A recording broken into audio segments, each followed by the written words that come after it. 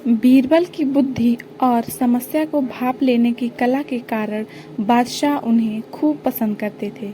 इसी कारण से दूसरे लोग बीरबल से उतना ही जलते थे।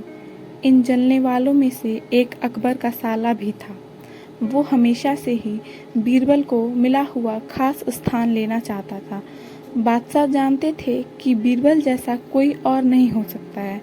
वो अपने साले को भी ये बात समझाने की कोशिश करते थे, लेकिन उनका साला हमेशा कहता था कि वो भी काफ़ी बुद्धिमान है। इन सब बातों के कारण एक बार बादशाह के मन में हुआ कि अब ये कैसे नहीं मानेगा, इसे कुछ कार्य देकर ही समझाना पड़ेगा। तभी अकबर ने अपने साले से कहा कि तुम अपने दिमाग और सूझबूझ से इस कोयले की बोरी को सबसे ज़्यादा लालची सेठ दमड़ी लाल को बेचकर आओ। अगर तुमने ऐसा कर दिया तो मैं तुम्हें तुरंत बीरबल की जगह दे दूंगा। यह बात सुनकर अकबर का साला हैरान हुआ, लेकिन उसे बीरबल की जगह चाहिए थी। इसी सोच के साथ वो कोयले की बोरी लेकर सेठ के पास पहुंच गया। सेठ ऐसे ही किसी की भी बातों में आने वाला नहीं था, इसीलिए उसने उसे खरीदने से मना कर दिया। अब अपना उदास चेहरा लेकर अकबर का साला महल लौट आया। उसने कहा कि मैं इसे बेच नहीं पाया। इतना सुनते ही बादशाह ने बीरबल को अपने पास बुलाया। उन्होंने अपने साले के सामने ही बीरबल से कहा कि तुम्हें सेठ दमड़ी लाल को यह कोयले की बोरी बेचनी है। बादशाह का आदेश मिलने पर बीरबल ने कहा कि आप मुझे एक बोरी बेचने के लिए कह रहे हैं। मैं उस सेठ को एक कोयले का टुकड़ा ही 10,000 में बेच सकता हूँ। यह बात सुनकर अकबर का साला दंग रह गया। अकबर ने कहा कि ठीक है, तुम एक ही कोयले का टुकड़ा बेच आओ। बादशाह का आदेश मिलते ही एक कोयले का टुकड़ा उठाकर बीरबल वहां से चले गए। उन्होंने सबसे पहले एक मलमल के कपड़े का कुर्ता अपने लिए सिलवाया, फिर उसे पहनकर अपने गले में हीरे मोती की मालाएं डाली और महंगे दिखने वाले जूते भी पहन लिए। इतना सब करने के बाद बीरबल ने उस कोयले के टुकड़े को सुरमा यानी काजल की तरह बारीक पीसकर एक कांच की डिब्बी में डलवा लिया। इसी भेष में वो महल के मेहमान घर में आ गए। फिर बीरबल ने एक इश्तिहार दिया कि बगदाद में एक जाने माने शेख पहुंचे हैं जो जादुई सुरमा बेचते हैं। सुरमे की खासियत में बीरबल ने लिखवाया कि इसे लगाने वाला अपने पूर्वजों को देख सकता है। यदि पूर्वजों ने कोई धन छुपा कर रखा है तो वो उसे उसका पता भी बता देंगे।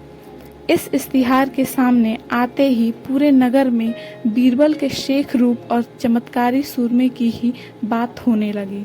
सेठ दमड़ी लाल तक भी यह बात पहुंच गई। उसके मन में हुआ, जरूर मेरे पूर्वज ने धन गाड़ रखा होगा, मुझे तुरंत शेख के संपर्क करना चाहिए। इतना सोचकर दमड़ी लाल शेख बने बीरबल के पास पहुंच गया। बीरबल ने जानबूझकर उन्हें पहचाना। सेठ ने शेख से कहा कि मुझे सूरमे की डिब्बी चाहिए। शेख ने जवाब दिया, बिल्कुल लीजिए, लेकिन एक डिब्बी की कीमत 10,000 रुपये है। सेठ काफ़ी चालाक था। उसने शेख से कहा कि मैं पहले सुरमा आंखों पर लगाना चाहता हूँ, उसके बाद पूर्वजों के दिखने पर ही मैं 10,000 रुपये दूंगा। शेख बने बीरबल ने कहा कि ठीक है, आपको ऐसा करने की इजाज़त है, बस आपको सुरमे की जांच करने के लिए चौराहे पर चलना होगा। चमत्कारी सुरमे का करिश्मा देखने के लिए वहां लोगों की भीड़ लग गई। तब बीरबल बने शेख जोर जोर से कहने लगे कि इस चमत्कारी सुरमे को सेठ जी लगाएंगे। अगर ये सेठ अपने माता पिता की ही औलाद हैं तो इन्हें सुरमा लगाते ही तुरंत पूर्वज नजर आ जाएंगे। पूर्वज नहीं दिखे तो मतलब यह होगा कि वो अपने माता पिता की औलाद नहीं है। असली औलादों को ही यह सुरमा लगाने पर अपने पूर्वज नजर आते हैं। यह सब कहने के बाद शेख ने सेठ के आंखों पर सुरमा लगा दिया और कहा कि आंखें बंद कर लो। सेठ ने आंखें बंद तो की, लेकिन उन्हें कोई भी नहीं दिखा।